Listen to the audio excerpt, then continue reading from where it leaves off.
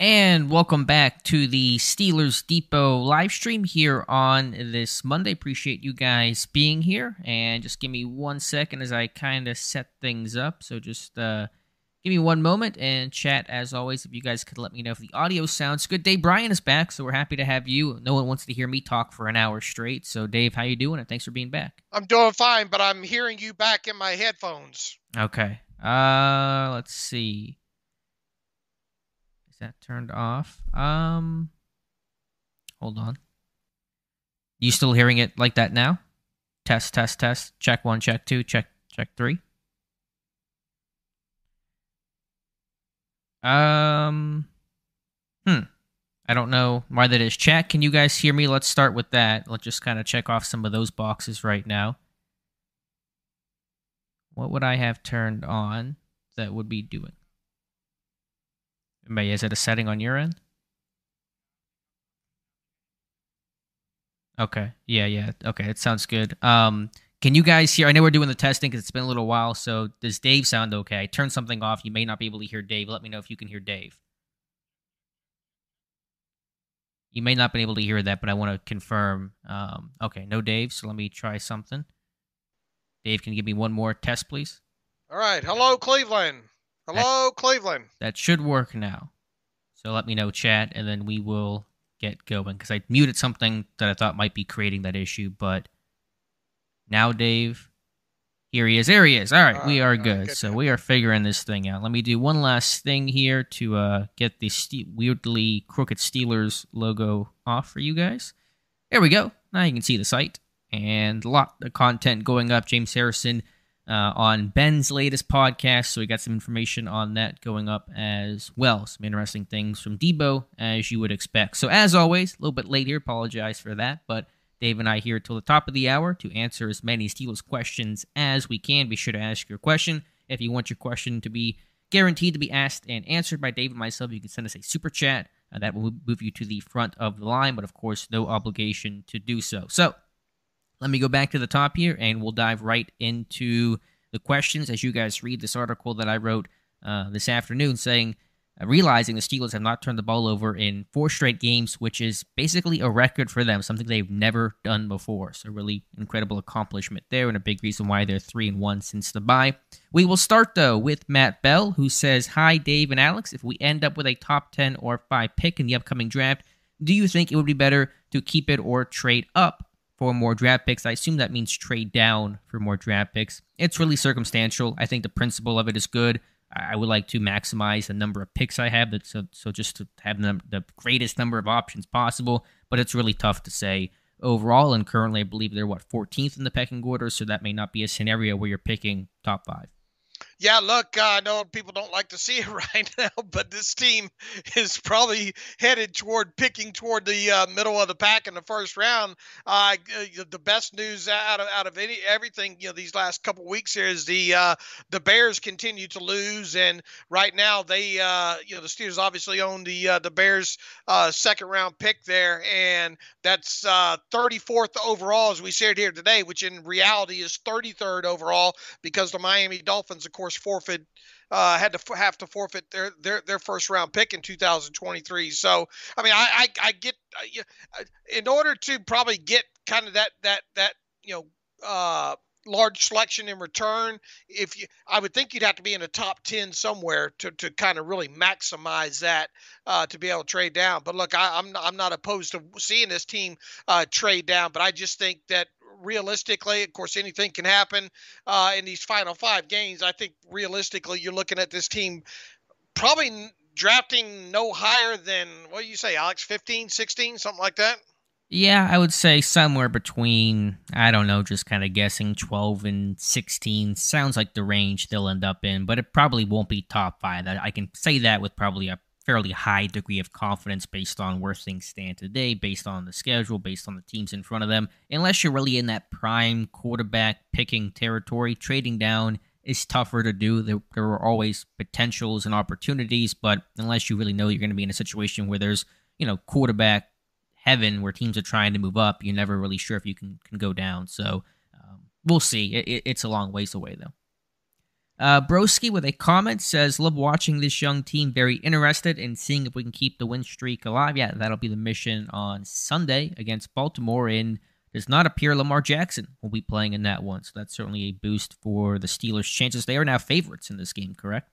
Yeah, look, they've this line's went crazy last 24 hours, and obviously a lot of it, or it is related to Lamar Jackson and the speculation, or really, Harbaugh came out today and said so many words, very unlikely for Lamar to play, and why, if you're Baltimore, why, if he's not, 85, 95%, why would you play him? They got a pretty good lead in that division there. So and this game obviously is in Pittsburgh, and this line has now gone to, the Steelers favored by what, 3.5. And it started 4.5 Ravens favorite, I think. Yeah, the other way. Now you got to remember these lines have been out forever, and then people say, well, it opened at this, and technically week 14 of the NFL season does not start until Tuesday. So, but as of right now, what I'm looking at is Steelers favored by 3 at home is kind of the consensus, of course, across the board. I think there's a couple places maybe have them at 2.5 right now. If you guys could like the video, that would certainly help us out a lot to get more people and more questions to the stream. But appreciate you guys who are here now. But liking the stream certainly helps a lot when it comes to all things YouTube algorithm. We'll come back here to our friend Mutated Genome, who says, hi, Alex and Dave. The run game is improving. What is the biggest hindrance to the passing game improving? Canada's offense, a rookie quarterback, or diva receivers? You answered that first, Dave. How does the Steelers pass game, how do they take the step the way this run game has taken a step? Well, look, you got to have the quarterback hit a couple of these throws down the field for starters, and I thought Pickett played very well on Sunday against the Falcons, and I think we can continue to see him take steps in his game. Heck, early in the game, making that transition from going through his progressions and then resetting his feet and getting the ball. I mean, he threw a dime, threw it right on the money to Freiermuth there, coming across there. But in the same instance, you see him missing, a throw down the middle of the field against a kind of unique kind of rotation in the coverage there, but ended up, basically being a cover 3 seam beater to Freiermuth. He's got to hit that, Mm-hmm. and then.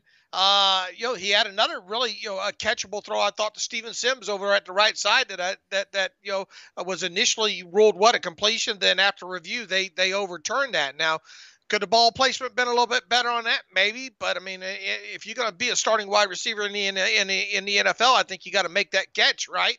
Sure. And one other throw was into the end zone to Deontay Johnson, and that ball was a little bit underthrown, and Deontay never had a chance to get that one. Another one was, or another 2 of them was execution, right? Deontay Johnson, even though I think PFR does not have Deontay Johnson down for any drops. Last time I looked from yesterday, I think we can all agree that was probably two drops on Deontay Johnson's part in that game. So there's 2 more completions. So you want to start with making this passing game a little bit better.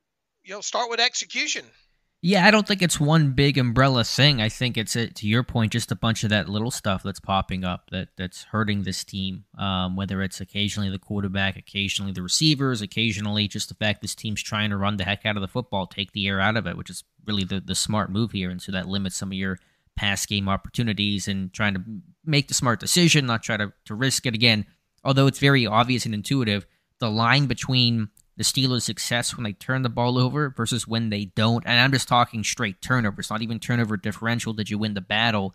I mean, they are 5-1 this year when they do not turn the football over at all. They are 0-6 when they turn the ball over even once. So that really illustrates you got to take care of the football. Probably has Pickett playing a bit more conservatively, but it's hard to blame him or this offense based on the results. Yeah, look, you'd obviously like to see more explosive plays in the passing game, right? Right. That would help instead of having this offense continually trying to go, 10, 12, 14 plays without shooting themselves in the foot with a penalty there. But I mean, I've been happy. We talked several weeks ago on the podcast, Alex, about I think it was just ahead of the Saints game there. I said this is where we draw the line in the sand after the Eagles game and see if he's had enough snaps at that point, and hopefully they can stop playing from behind so much so we can start getting a look at Kenny Pickett and making progress in more even game situations there. And I think it hasn't been huge strides, but it's been enough where I think we can all agree that he's made strides in the passing game. You just want to see him make the next step, and part of that next step continues to be being able to push the football down the field with success, and then burying some of these red zone opportunities. Yeah, finishing these drives, the really critical component. I believe the CBS broadcast had the stat mid-game yesterday that Pittsburgh, and I have not checked this, I should, but Pittsburgh is leading the NFL in 10-plus play drives, which is I would have never guessed that. And the fact they aren't, scoring, they're still, one of the lower-ranked bottom third scoring offense just speaks to their inability to finish, and that's certainly something to correct going forward. All right, moving on now to our friend Verdon Barzi. Good to hear from you. Says, as our running game is improving, our run defense continues to fail. Biggest culprit, D-line or inside linebackers? I mean, they face some run-heavy and generally speaking, effective rushing attacks in the Colts and in the Falcons. Those teams are identifying with the run game and they want to pound the rock and things like that. Watching back the All-22, I started with the defense. Just frankly, it was inability to get off of blocks. Things like that, staying on your feet. Yeah, it really wasn't. I thought the run fits were okay. There weren't any seemingly obvious blown assignments and things like that. In particular, I mean, I thought, and I'll probably do a video on the channel for you guys tomorrow. Tyson Alualu, I'm a big fan of him, Dave, and I know you are as well. But in the arms of an angel.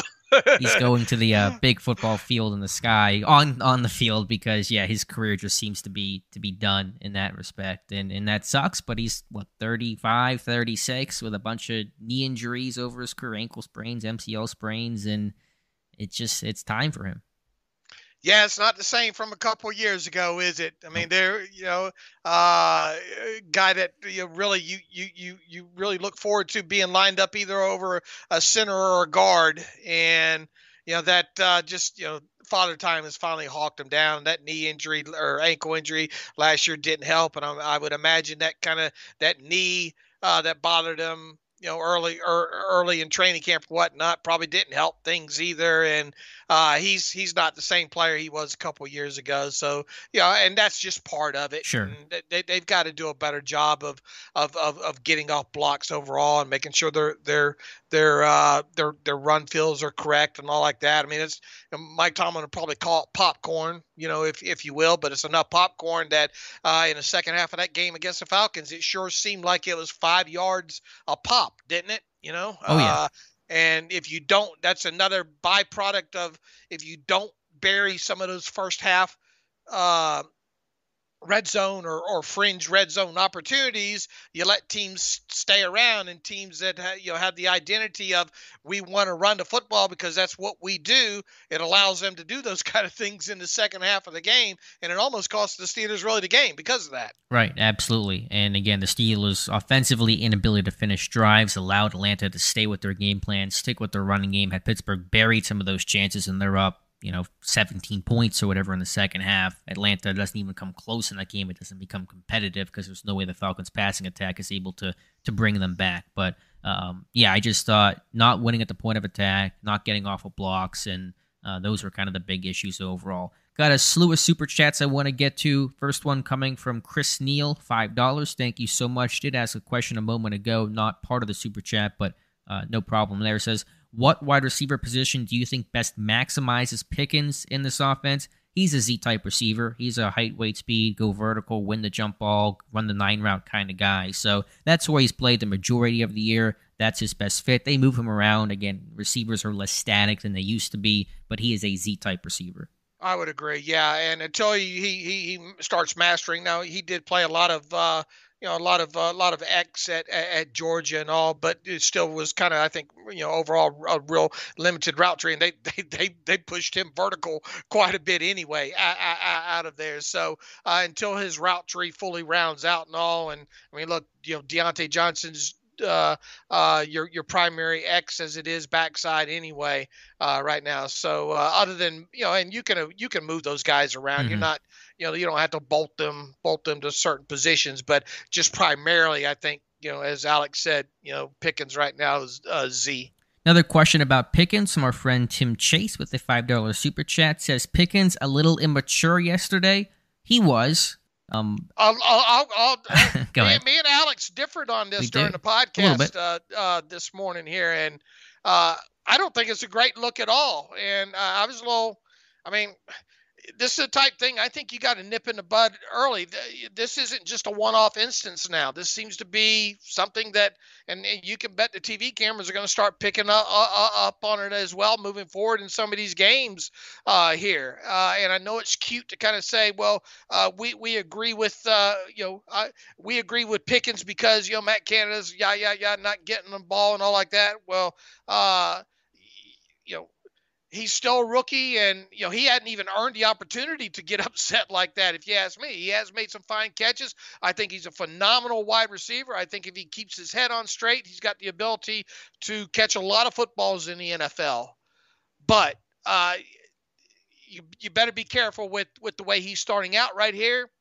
Right now, if you don't nip it in the bud, I guarantee you another two seasons from now, you're going to have the entire fan base flipped and turned on him, and then it's going to become a him versus everybody else type situation on a weekly basis. Sure, the same happened with Chase Claypool. Hot start his rookie season, everyone loves him, and then things get tougher and things go south pretty quickly. I think where we disagreed the most was on the decision to not talk to the media after the game. I was fine with it. I know that you think he should have spoken with the media and kind of explained the situation. My concern is less about him being frustrated. That's natural. So many receivers get frustrated like that. It's kind of in their personality. But my concern is you saw against the Colts, he drops a pass or two, starts hanging his head, kind of has to have that pick-me-up. He seems to be very self-critical, which can be absolutely a good thing, and I'm glad he has that trait, but you don't want to get in those swings where one bad player not getting the ball early kind of really puts you in a funk. And so you just want to make sure you're not riding that emotional roller coaster at the first sign of trouble. That's going to be the big thing for him. He's young. He's a rookie dealing with the highs and lows of a rookie season. So something to watch going forward. But I think maybe it's a bit overblown. I mean, I don't want to have to see veteran players like Cameron Hayward and Deontay and whoever have to keep going over to him and try to calm him down during the game. Sure, but it's also to play devil's advocate. I mean, it's partly their job. They're leaders, they're veterans, and hopefully these are good teaching moments to improve Pickens going forward. Sure, but at some point, the teaching needs to stick. Yeah, but it's I mean, it's his rookie season. It's the last two games. It's not his third season or something like that. I don't think you've seen the last of this year, Alex. I think that's fair. I think Pickens' personality and DNA. What my terrible take today was that he has to understand is these moments are going to happen. He's in a run-heavy offense with a rookie quarterback that's not trying to throw the football a ton. So he's going to have some big games, and he's had those big games. He's going to have some duds too, and he's had some duds this season. And he's going to have to recognize that he's not going to always come away with gaudy numbers. There'll be games where he's the guy, and there's games where someone else is the guy. The run game was the guy, the men yesterday, and he's going to have to really understand that. All right, got a $2 super chat from our friend Quality Kolas, and I always hope I say that correctly, but that was my best attempt at it, who did not have a note there, but says, great team win, which it was, and says, thank you, DNA, for Yin's best Steelers coverage. So certainly appreciate that. Another $5 super chat from Tim Chase. Antonio Brown on live PD soon. LOL. Will he ever get arrested? Is there still a standoff between him and police? I don't think there's any new news according to a couple hours ago from Pro Football Talk. Are police still there? No, they can't. They can't be spent. Well, I mean, they were there for a couple days. So. Yeah, I wouldn't think so either. But they were waiting outside of his house, so I guess they left. But I don't know what's going on with AB. I mean, my whole internal vow was that I wouldn't talk about AB unless he was arrested or something, and here we are of him on the brink of it. So something to talk about, but very sad overall. Yeah, it's sad. It is to see someone that had was on top of their game, and now every week it seems like he's in the news for something not good and away from the football field. Yeah, 4 years ago he was top of the world, and now he's where he's at today. So very sad overall. John Pennington says, "Hello, Dave and Alex. My question tonight is: do you guys think that Canada is the problem in the offense, which led to Pickens' meltdown, being overlooked when DJ dropped passes?" Also says, "Do you trade Johnson during the draft for extra picks to get out of his contract?" No, I would not trade Deontay Johnson. I don't think the value is going to be especially great right now, considering the disappointing season he's having. No, you've watched more of the offensive all-22 than I have. Did you feel like there was an issue with the way that Pickens was used? I didn't get that sense, but you've watched more than I have. No, I didn't get the sense. In the sense that he ran wide open all game is false, I think, in my opinion, from what I've seen. Whether like on a Hank route, could Pickett have gone the other way to Pickens? Yeah, I think so. I mean, were there instances where maybe justifiable that Pickett maybe mad he didn't get an attempt his way? One or two maybe, but I mean, it's not anything that's uncommon for almost in any other game where you could probably pick it apart and say, man, probably should have went this way, with the football there. So no, and look, you got to remember, very, very seldom during games are plays designed just for one, to go to one player. Right. It does happen. I think a good instance of that was the early target for Pickens in the second half there. Just something that especially early in games and scripting, you probably want to do something, get the ball, get a wide receiver involved and all like that. But remember, you're not calling in general a play for one player. I mean, you obviously hope that your first progression ends up probably being a certain player against a certain coverage on a certain route and all like that. But quarterback's job is to distribute the football where he thinks the football needs to go, based on the progression, based on the defense, down distance, all that and all. So I think Pickett for the most part is doing a great job of that. And there's only so many mouths that you can feed overall. And I did not get to feel that there was several egregious chances to get Pickens the football in that game. Yeah, I'm with you overall, but I'll have to go back to the all-22, but not seeing anything like that again. Didn't throw the football a lot, didn't have to. Deontay getting a lot of looks. Sometimes that's just going to happen. I'm going to have to try something on the fly here, maybe a couple different things. My headset's about to die. The mic's fine. My headset might die, so I'm going to try to talk to you without a headset, and hopefully there's no echo. I'm going to do that here in a second. If there is an echo, then we'll figure something else out. While I do that, though, I'm going to get to the question of Tim Chase says, William Jackson III playing this week, need a number one corner. So what do you think about Jackson, both with his status and potential role whenever he does play? Well, look, he hasn't even resumed practicing yet, so we'll probably find.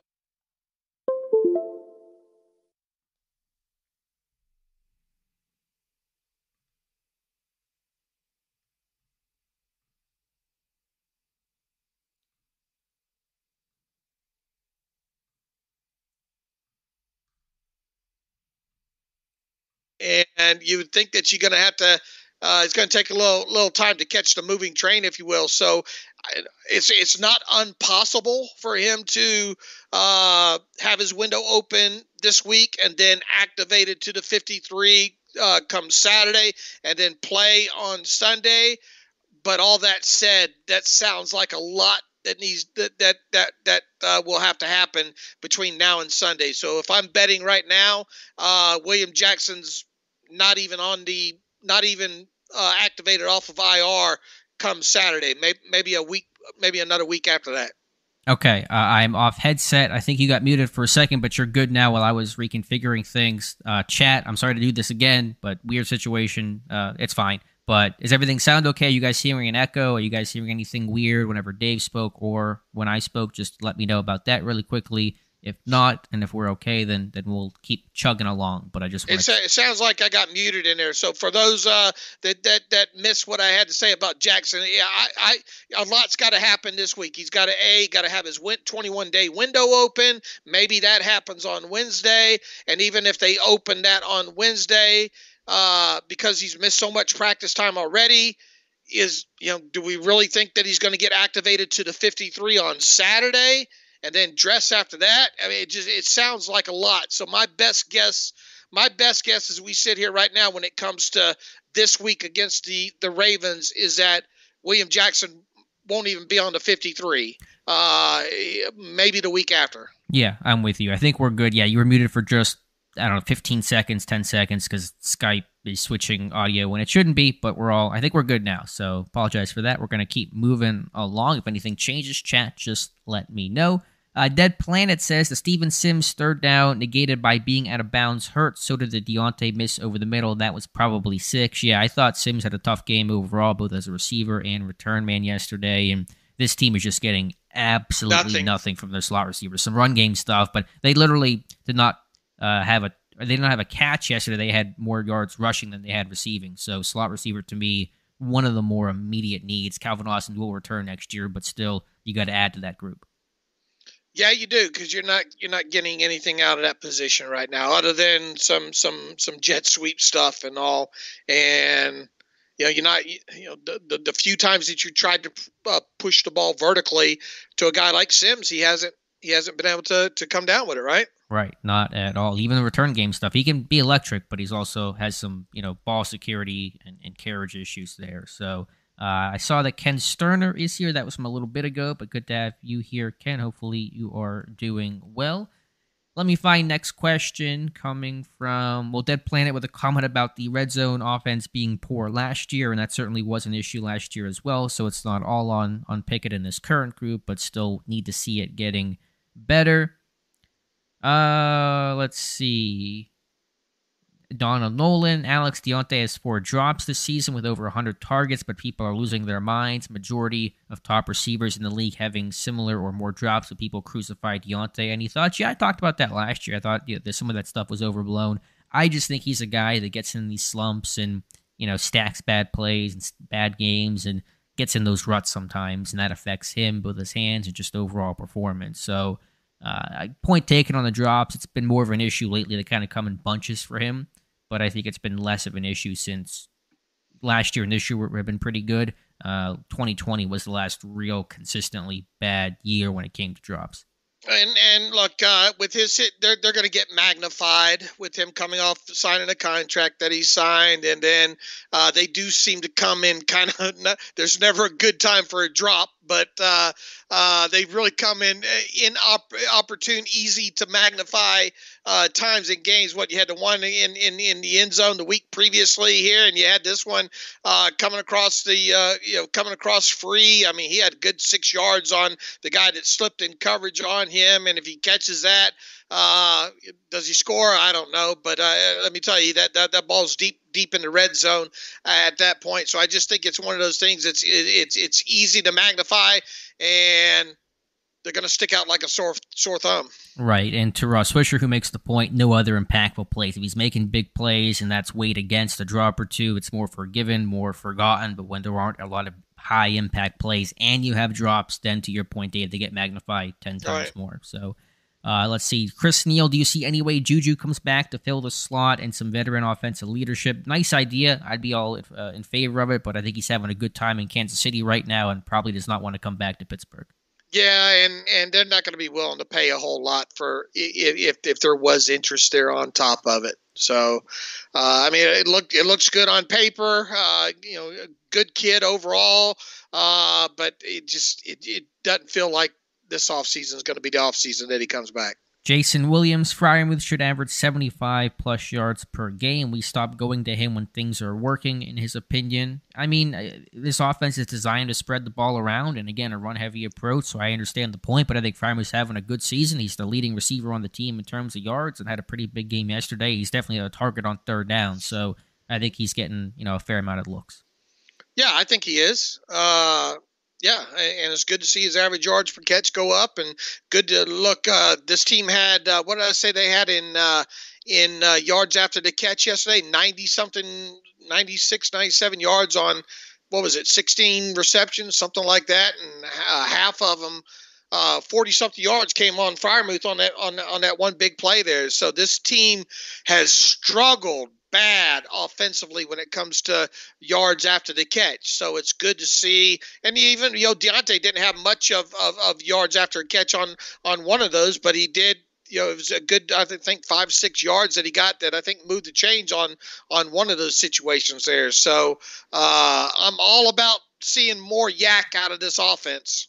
Yeah, I am as well. Hopefully that happens going forward. Randy Wagner, 19 points, still inadequate with the offensive weapons we have. Sweet play by Connor Hayward for the touchdown. Why did that play look so easy, and was that Kenny's first read? You want to go through, you've seen the all-22 about that play to Hayward?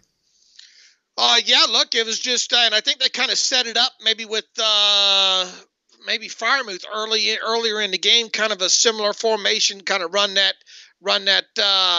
stick route, and this time they put it was what 3-by-2 I think in this one with Connor obviously being I think the 3 on the on the right side on this, and he just the defender in that situation just got bit on that out, on kind of that nod there, and that allowed Connor to just run free vertically after that. So it was a well-timed play, well-executed route nod on Hayward's part, and poor play by the defense in coverage on that, and that's what led to him being wide open in that situation. And a good read by Pickett. Middle of the field open, too high look, split the safeties. Hayward did it. Pickett found him. Good ball, good catch, and it's all wrapped up in a touchdown there. Let's see. Next question comes from. Let's see. Actually, I'm gonna put the call out one last time to like this video to get some more people in the chat. Would really appreciate that. Hopefully the channel keeps on growing and we continue to build these kinds of things. But liking the video, I would really appreciate if you guys did that. Also, subscribe to the channel if you have not done so already. Let's see. Ross Switcher says, what do you guys think about Baker getting cut? Maybe going to the Super Bowl 49ers sounds like a major win. Yeah, it's a pretty crazy situation. Apparently, he asked to be released, and so I wonder if he knows something about something that the 49ers might try to claim him, or somebody may be interested in him if he became available. So we'll see. It's a weird situation. Would he start? Would they let Purdy have a chance? He's been with the team all year. Would Baker come in right away? I don't know, but we'll get answers starting by 4 o'clock tomorrow. I think he just wants to go anywhere where he can get a chance to play, so he can hopefully, get another, semi, decent deal next offseason there. Yeah, that's a fair point. It was not going to happen in Carolina, that's for sure. Let's see. Jason Williams, who do you consider to be a shutdown cornerback from college? Would you draft one in the first round? I'd be open to it in terms of the who. I'm not really sure. Jonathan knows that better than I do. There's the Ringo kid. There's Joey Porter Jr. from Penn State. Some other guys that may be in that mix. But frankly, I'm not up to speed on draft stuff to talk about that in terms of specific names right now, Jason. Yeah, we'd just be doing an injustice, just regurgitating names that are top of the list right now. As Alex and I have said several times, we don't get into draft and tape breakdown until, a couple weeks before the Senior Bowl gets underway. Now, the way we'll see obviously how this season trends for the Steelers the rest of the way, but that's probably going to be about when it's going to happen this year. Is about 2 weeks out from the Senior Bowl. We'll start crashing the tape real hard. Jonathan, we brought Jonathan Heitritter on to kind of help with that. So hopefully you're reading a lot of his stuff on a weekly basis, and the summer scouting series that he did and all like that. But trust me, there's going to be plenty of time to talk draft here. Yeah, check out Jonathan's. He does a weekly scouting notebook, which I guess is kind of wrapping up as the bowl season's coming up, so there'll be a lot to talk about from that aspect, but does, I think, a Monday recap as well, so you guys want to check that out. Ross Swisher, Gunner is a waste of money too. Alex and Dave with a question mark. Certainly not a good ROI on him, not a return man. Not really doing much of anything in this team. They're trying him as a jammer, some of the motion stuff, run game kind of stuff, but it's been no real clearly defined role or usage for Gunnar Olszewski. Now, luckily, the money, not that much money, so it's not killing this team. Yeah, it's not killing them, but they're asking him to do a lot of things too that it's not fair to him. Now he did have a nice little kind of run fill, if you will, nice block for Najee yesterday. But on the flip side, on that big play to Freiermuth running down, I don't know why not go after the lead guy and let Freiermuth worry about the guys trailing him. For some reason, Gunnar tried to turn back and I guess try to pick off the guy trying to chase down from behind in that situation. But look, this guy was brought in primarily because you thought he could be your return guy, and that's obviously not his job right now. So I think you look at it next. I mean, he's not a guy that I don't think you cut right after the season because he's not killing you that way, and you do have guaranteed money. With the signing bonus, mixed in with him and all like that. But all that said, he's not guaranteed a job. He's not guaranteed a 53-man roster spot next year. So you keep him around all summer, see what transpires, see what injuries hit and all like that. And then more than likely, as I sit here right now, he's probably not going to be on the 53 next year. I think you pointed out some good run blocking clips, him as kind of a lead guy, and kind of doing something there, I guess. But I mean, that's something that's not ideal, I don't think. Sure. They've had him kind of cracking, being kind of that outside crack guy, on some of these block down runs and all like that. And that's not ideal when he's asked to block down on a 4-3 end, right? I mean, there's common sense involved in asking guys to do something that they could possibly do. And, there's been instances this year where he's been asked to do things I think they shouldn't be asking him to do. Yeah, that's a fair point. Certainly, they're trying to find some sort of justification to play him, to have him dress, and it's kind of been messy and inconsistent overall. Am I the only one hearing that feedback on your end, or is that bleeding through to other people listening? Can you hear me and Alex's end? Yeah, it may be the case. I'm not 100% sure. Chat, let me know if you're hearing any sort of feedback. Things are a little on the fly tonight, but let me know there. Hopefully, it's not too bad on anyone's end right now. But Steelers Freak saying no feedback, so it may just be the way I have set the thing set up right now. So sorry about that, Dave. You're forgiven.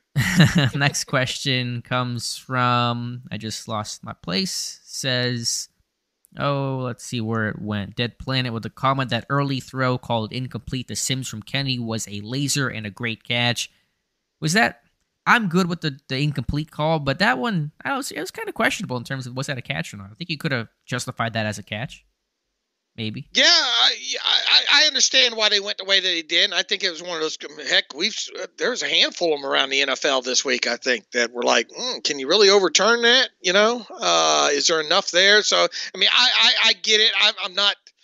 I wasn't throwing anything at the TV when it got overturned. I thought it was a good enough ball that it should have been caught, though. Yeah, it should have been a cleaner catch or attempt at a catch. But we're playing the NFL's favorite game. What is a catch? Nobody knows the answer. Why doesn't Canada use Pickens more in the red zone? Hey, they got to get there. They ran, 6 plays was your thing? Red zone plays yesterday, Dave? Right? Yeah, 7 including the kneel down at the end, and 6 in total there. One of them... what I say? 3 of them were penalties. One was the deep ball into the end zone for Deontay that was slightly underthrown. One was a run by Benny Snell. And then the touchdown to Hayward. And then the touchdown, and then the 3 penalties, and then the kneel down. So, I mean, one was, like I said, one was a touchdown. One was an attempted touchdown to Deontay that was a little bit underthrown. One was a run on, I think that was the second down. I think that was the play before the throw to Deontay in the end zone. And then 2 false starts and a delay of game, right? And a partridge in a pear tree, not what you're looking for inside the 20. So getting there is right now half the battle for Pittsburgh. Paul Brown, why not reunite Jordan Addison and Kenny Pickett just like the Bengals did with Chase and Burrow? It'll be a conversation, I'm sure. I don't know exactly where Addison's draft stock falls. If that's day 1, it feels probably more like day 2 conversation with him. But, I'm sure it'll be discussed. How valid is that? I really couldn't give you a great answer right now, but I understand that the principle of reunite the college teammates in the NFL.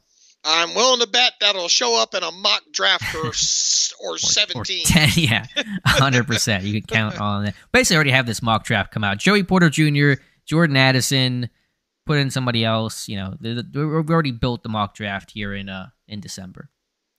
Donald Nolan, I wish they'd bring up Cody White to the roster. He's a good blocking receiver and tall, deep threat. Always gives strong effort and play. Special teams rather have him over Gunner on the field.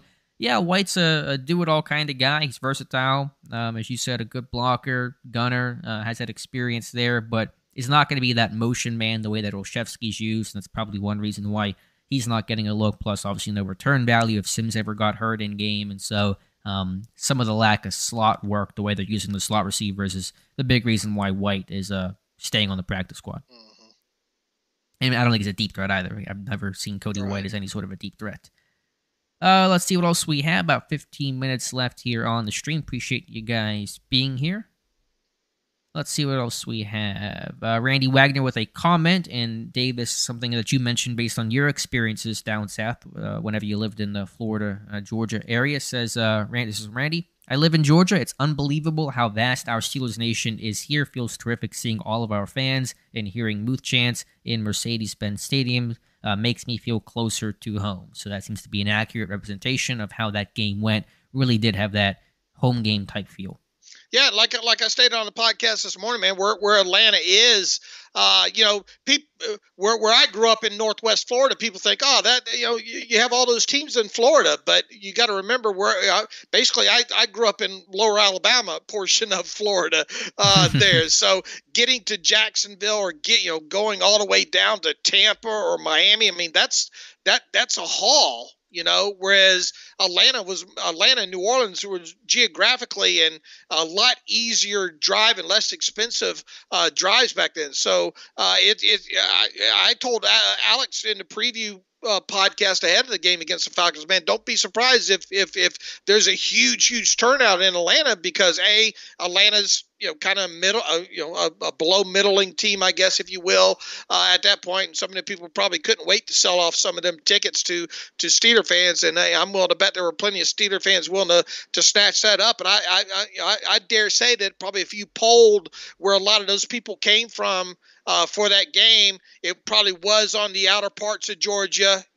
Obviously there's a huge, segment of fans in Atlanta there. Heck, I spent 2 years of my life in Savannah, and there's huge Steeler fan base in Savannah, Georgia. And then, like I said, people down in, Northwest Florida and Alabama and on into Louisiana. I bet there were several that made that trip to Atlanta as well too. Yeah, it was a packed Steelers crowd, and so it's expected, but it's still really cool and special to see. Don't take that for granted one bit. Tim Chase, is it dumb to put Hayward in the slot? No, as long as you're talking about Connor. If you're talking about Cam, then maybe it's a little bit dumber. But Connor caught his touchdown out of the slot, so he's a versatile guy. I don't think he should really be used as an inline type of player, as someone attached to the core of the formation. I think he's much better in space as an athlete, and so him getting some slot work there and some bigger tight end sets, that works for me.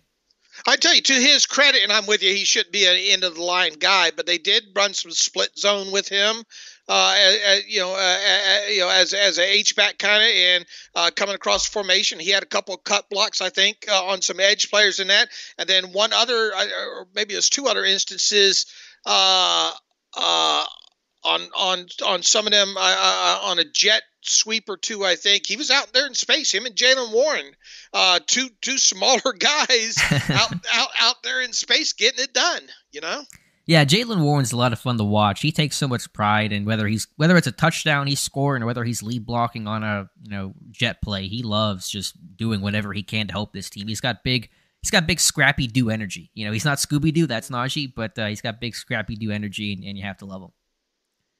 Let's see. Next question comes from Mark Thompson. Do you play Loudermilk over Alu against Baltimore, or do you need Alu as a nose? Yeah, the problem is Alu still works as the backup nose tackle. Not that that's a big role, not a big share of snaps for this defense, but it's still something Loudermilk at his height and position can't play as a nose tackle. I think maybe you try to elevate Carlos Davis and see how that looks over Alu and see just what you get from him, because at this point Alu, he's a veteran guy, he's a leader, but I don't know what on-field value he's really providing right now. Yeah, and if you make him inactive, it's got to be somebody that can probably be defensive, play some over the nose, right? And that probably not going to be conducive to Loudermilk getting that helmet at this point. Yeah, so I think Davis could be someone that you activate, that you elevate and right. activate, and because he can play some nose tackle and penetrates and things like that. But Let me scroll back up through the long list of comments about the endless Kenny Pickett debate. So you guys are back at it again. Never take a live stream off, do you guys? But we'll go back through the questions here. From Juan, saw on one of your articles you don't consider Hines Ward a Hall of Famer. Could you elaborate? I know Dave and I, that's probably our most unpopular Steelers Yinzer opinion. We basically have identical thoughts here. Dave, can you explain why you and essentially I don't believe he's going to make it into Canton, Ohio? I mean, I just, the long and short of it, I don't think during his career, at any point in his career, was he really one of the top wide receivers in the game in any given 1 year. I mean, not even top 3 or 4, I think, in any 1 year. Look, I mean, the guy was an incredible player, caught a lot, obviously had the longevity part of his career. So if you want to look at qualifications that helped some guys get in, just the raw volume of catches and yards from being able to play so long in the year, he's obviously got those boxes checked. I mean, the Super Bowl MVP, you cannot discount that. But I think just when you look back at wide receivers during that era, I'm hearing myself in the echo here, but during that era, was he ever one of the top 2 or 3 in the NFL in any one season? And I say no. And yeah, I get the whole block. He was the league's best blocking wide receiver for several years, without a doubt. They the whole blindside rule and everything that came out of that. I just, he was a very good player, but it's not the Hall of Very Good. Right. Yeah, I'm 100% with you. I think you have to be a dominant guy for a fairly longer stretch of time, period of time, and we're just not quite at that level. George says, Minkah proved he has a very high football IQ and the ultimate team player. He could have scored and gave Falcons a slim chance, but he chose to run out of bounds and let the Steelers kneel down to completely seal the W. 100% with you, George. A very unselfish play from Minkah Fitzpatrick.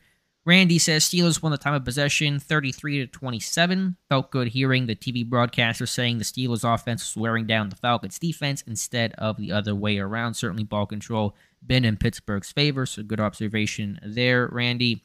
Ross Wisher asking about Kenny Pickett. And look, we Alex and I both would like hope Hines Ward gets in, but I mean if we're supposed to look at this as objective as possible, and you get I'm 54 years old. I mean, I obviously grew up and watched those games. I know that era, and to me, I never felt that Hines Ward was a top wide receiver in any one of those years, and definitely not multiple years combined.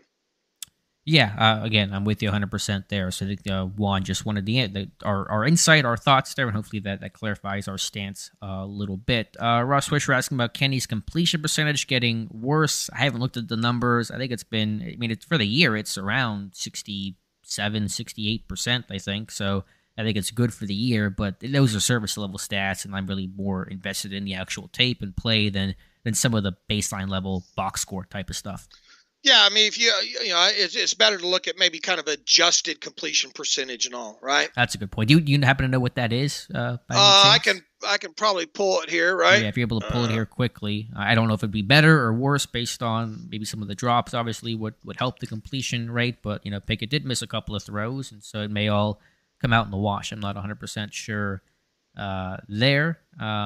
Tim Chase, while you look that up, Dave, Tim Chase asking why Minkah did not score on that. It was less about the risk of losing the game or in some sort of crazy comeback and more about risking an injury. Why go out there, put your defense on the field, somebody gets hurt, whatever the case is. You picked off the pass, you won the game, get out of bounds, kneel down, and go home with the win. That was Minkah's mentality there.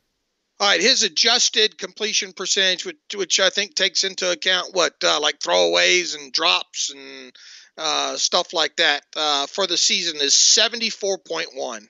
Do you know where that ranks league-wide? I'm guessing fairly high.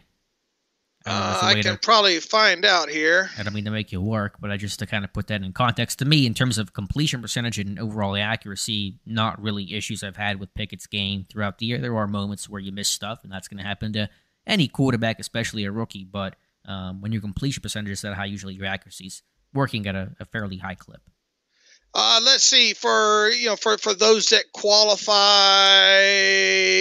for 50% dropbacks, adjusted completion percent is 74.1, puts him a little bit on down the list here overall. So it could obviously be better there. I mean, you got Daniel Jones leading the NFL, and this is based on 50% of 560 total dropbacks to kind of set some sort of minimum in here, and it still delivers a list of I think 28 quarterbacks in here, which has Kenny Pickett 23rd on that list. And the leader is Daniel Jones at 80.8. And as I mentioned, Kenny Pickett 74.1. So could it be better? Absolutely, it could be better. But, it's part of the growing pains in here with him on top of it. I don't think you're going to get a good gauge on what Kenny Pickett isn't, and what he can be for several more games. I think it'll be on 4, 5, 6 games into 2023. I think he has made progress. I'd like to see him push the football down the field a little more regularly and with success. Yeah, I think you want to see the jump that he makes as a sophomore. I think that'll be a really good window into what kind of quarterback you have when you have that whole offseason, when you're clearly the guy, when you're the guy start to finish, not the backup, the number 3, the number 2, then the starter midseason. It's kind of an awkward transition when you're really the guy from day one, and he knows it, and the coaches know it, and the team knows it, the players know it, and that just overall progression, that predictable jump you make year 1 to year 2 is going to be, I think, the thing to watch to really evaluate Kenny Pickett overall. So time for a couple more questions left. I don't know if anyone has any more questions for Dave and I. It looks like we have one from Thomas Sargent. Do you think it's more likely the Steelers use their first on a corner or on an offensive tackle or some other position?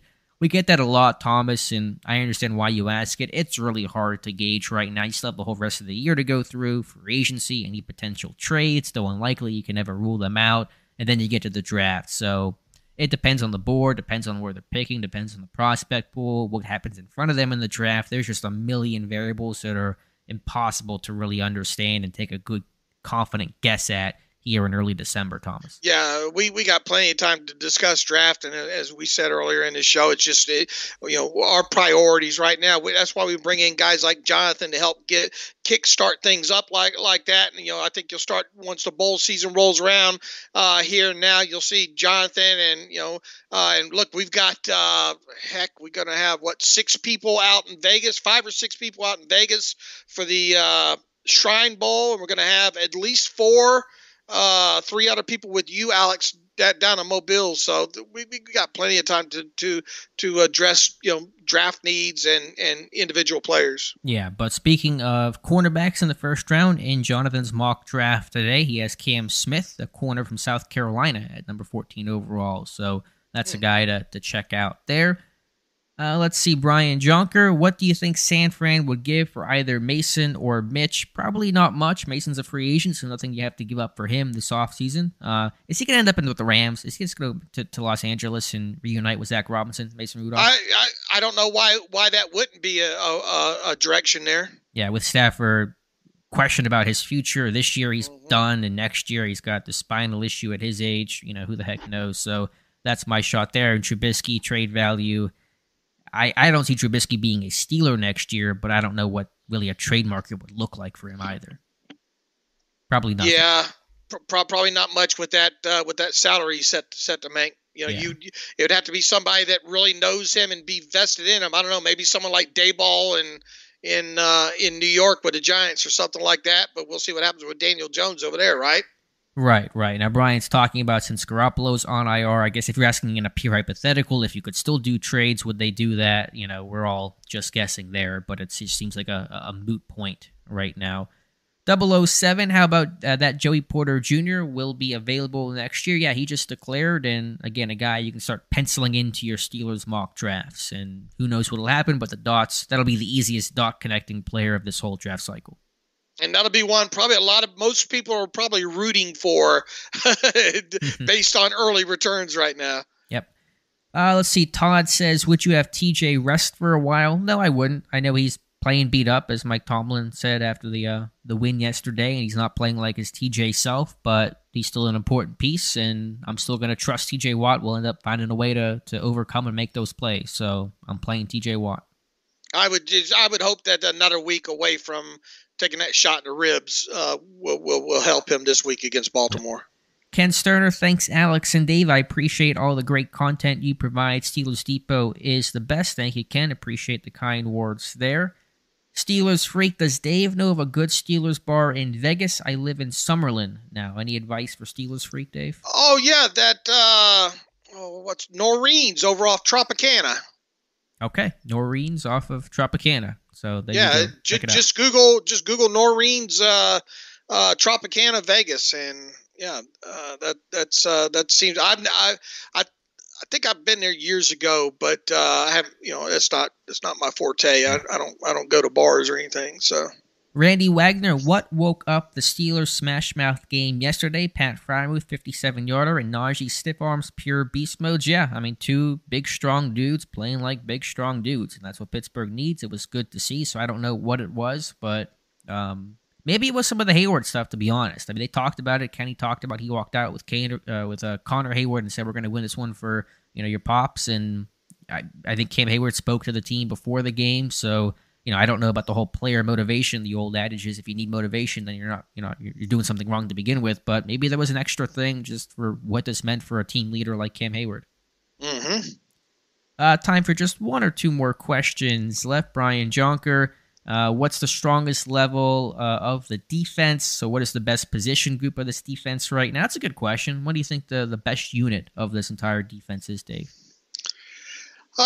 When healthy, or when Watt's healthy, it's outside linebackers, I think. And then after that, I don't know, probably the safeties. Yeah, I would say that's probably the order I would put things in as well. When Larry Ogunjobi's on, D-line in terms of your nickel pairing, Hayward and Ogunjobi can definitely play, and obviously Hayward's a fantastic player. But yeah, I would say edge and then safety. Let's see, Donald Nolan, thoughts on Matthew Wright becoming full-time kicker if he keeps going strong. Maybe a full-time kicker somewhere else, but Boz, whenever he's healthy, he's your guy. Matthew Wright's done a great job since that bad Saints game, but Boz is Boz. Yeah, and I would expect them to open that window on him on Wednesday, but carry the extra leg just in case until Saturday, right? So Saturday's probably going to be we'll obviously see what happens with the rest of the roster manipulation that may or may not have to happen and all. But unless you want to trust that Boz is good to go, why not carry both kicker? Open the window for Boz on Wednesday. And then don't carry the extra kicker until Saturday.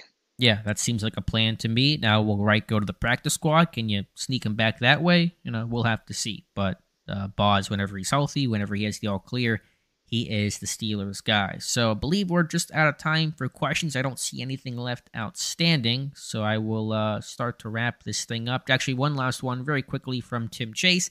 Did Leal play last Sunday? That's the Marvin Leal, the rookie. Yeah, it was, 7-8 snaps as an interior pass rusher, mostly on third down, obvious pass situations. That was Leal's role in this game.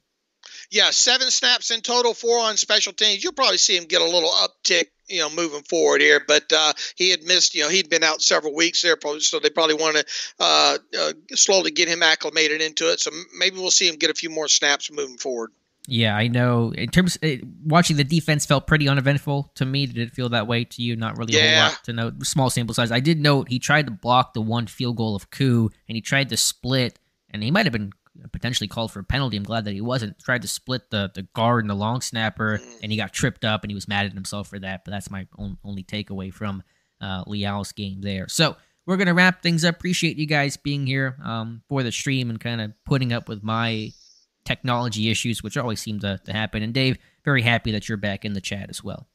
Yeah, sorry I missed a couple, but been unhealthy lately and had to go to the doctor and all. So sorry about that. Nope, it's all good. So Dave and I will return in 2 weeks, a pretty critical and pivotal 2 weeks for the Pittsburgh Steelers as they try to somehow claw their way back into this thing. Big game against Baltimore on Sunday, of course, and then they'll have Carolina, and then we will reconvene and see where the season leaves the Pittsburgh Steelers. So Appreciate you guys watching and listening. If you want to see an archived version of this, you can on Steelers Depot in just a little bit. And be sure to check out the site and the channel for some more videos and, of course, a ton of content coming your way. So appreciate you guys watching, and we will talk to you soon.